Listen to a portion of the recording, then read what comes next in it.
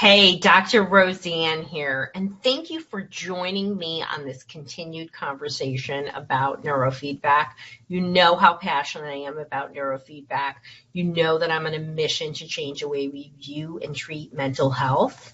And neurofeedback is just something that not only do I adore, but the research supports as really an effective way to change so many of the symptoms that are associated with conditions like anxiety and depression and OCD and ADD, you name it. There's lots of research to support that it helps to reduce some of these symptoms that are really creating so much difficulty for kids today, and they are increasing so dramatically that it is quite alarming, not only as me as a professional, but as a mom, and I know you feel the same way, and I know that's why you're listening today. So let's talk about why neurofeedback alone isn't enough to create lasting change.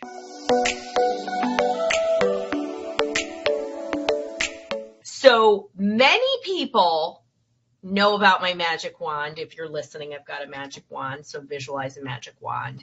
And people come to me because, I get results. And yeah, I've helped thousands of people. But the people that I've helped partner with me. And that means that they are all in. They are willing to do what it takes, and there is no magic wand. So neurofeedback is a tool, right? And I love PMF too, and I'll be talking more about PMF and biofeedback and all the other tools. But I want you to hear about neurofeedback because, it's got tens of thousands of research studies, 3,000 peer-reviewed studies, and it's been around a very long time, since the 1960s. So we have an efficacious therapy that helps a lot of people that now that the world of Google, and I love Google MDs, right? I'm one of those too. We want to learn more about it. But I really want to talk to people about that it is part of a care plan. At least here at Dr. Roseann and what we do and our brain behavior reset program, you can go back and listen to that episode if you haven't heard more about what we do.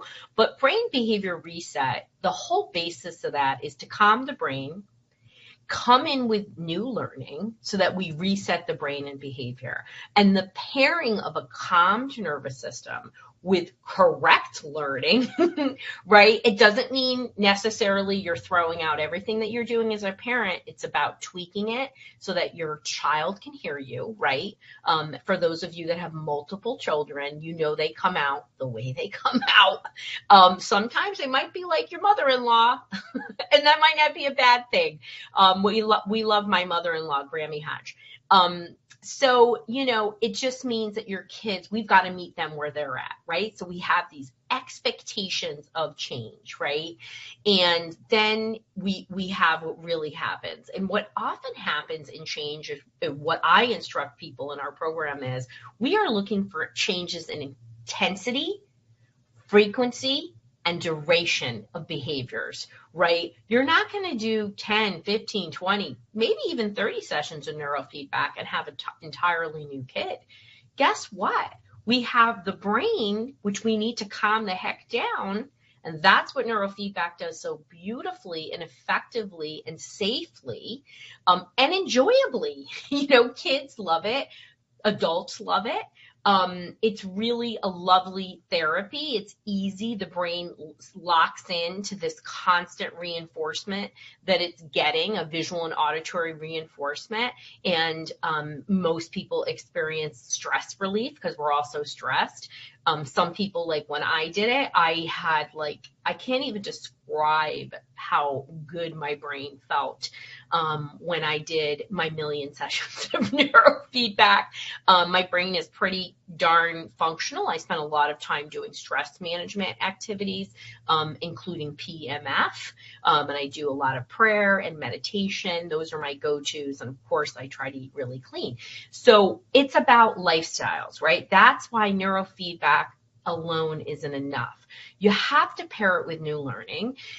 If you, for example, calm the brain of somebody with impulsive ADD, right? most people, and it's the same whether they're on medication, if you think that's going to help. ADD meds don't calm the brain, they rev it up. But if you're going to get their brain to regulate so that they have less neurofeedback with somebody with ADD, it's going to push down unfocused brain waves and increase focused brain waves. And it's going to get a nice healthy balance. The neurotransmitters are going to balance. The brain waves are going to balance. A lot of things are going to happen. But if we just do that and then don't teach them, let's say, executive functioning skills, right? And there's two sets. There's foundational and there are higher level skills. Foundational is controlling impulses, alerting, starting a task. If you can't start a task, you're not going to finish it. And then higher level things would be, writing. Writing's like the highest level ADD, executive functioning task possible. It involves so many cognitive processes. It's unbelievable, and I have a great blog on it. I'll be talking more about it in some future episodes. And so if you start with writing, which is what most schools do, we're not addressing some of those foundational pieces, but you need a calm, regulated nervous system. If you are having difficulty controlling impulses, how are we teaching writing and expecting it to stick? So it's about creating a platform that's foundational for it to stick. And, you're like, what do I do? How do I do that? I mean, certainly that's why I created our brain behavior reset toolkit, and it's easy and it's affordable for parents, but there's lots of ways and there's other conditions. That's part one. That's why we do brain behavior reset and teaching that, calming the brain, new learning. But what about nutrition, right? You can't be eating ding dongs and Cheetos and mac and cheese all the time, right? That's not going to power up the brain. And no guilt, no shame. This is just brain science. What can you put in your kid's mouth that is going to power up their brain? They need fat. They need protein. Yes, I want the rainbow of fruits and vegetables in there. That's not always possible with our kids, where sensory defensiveness is not always allowing them. Yes, neurofeedback will calm the brain down. I've never, ever had a case of sensory defensiveness that I haven't been able to improve. I'm not saying totally rectify. Certainly I've had kids where we totally rectified it, had to do behavioral work. It didn't just magically happen. You have to start thinking differently, right? What about exercise, right? 3 times a week of 30 minutes, moderate exercise improves the symptoms of ADHD by 40%. Right? What about you modeling stress responses? These are all things that help synergistically with neurofeedback. So when you learn about neurofeedback and people are like, I did 20 sessions and nothing, what else did you do? And no provider is going to tell you only to do 20 sessions. A good provider, and we're going to talk in the next episode on how to find a provider.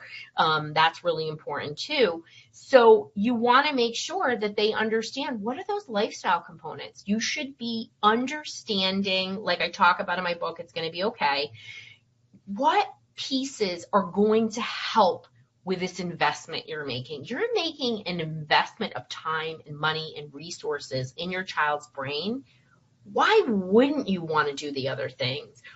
You just need to know about it. And parents have so much unbelievable power.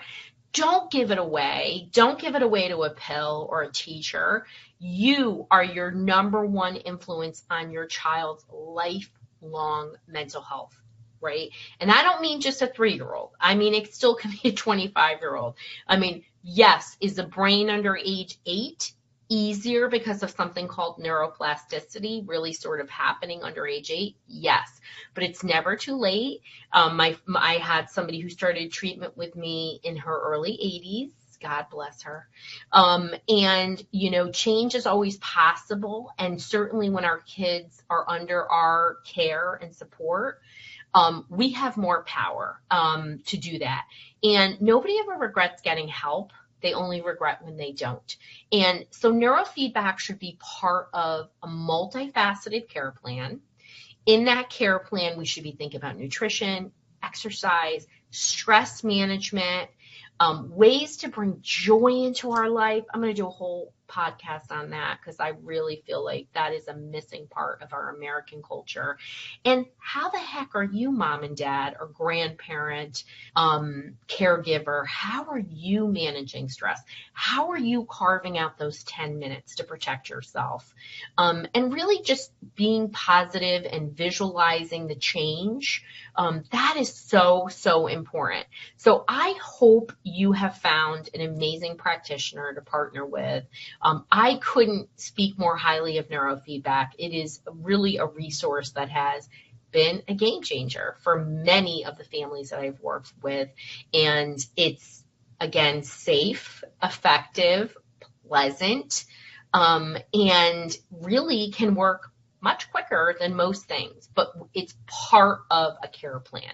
So hope this was really helpful for you to understand that neurofeedback isn't alone, and just sending you a lot of love and light on whatever healing journey you're on and wherever you are at.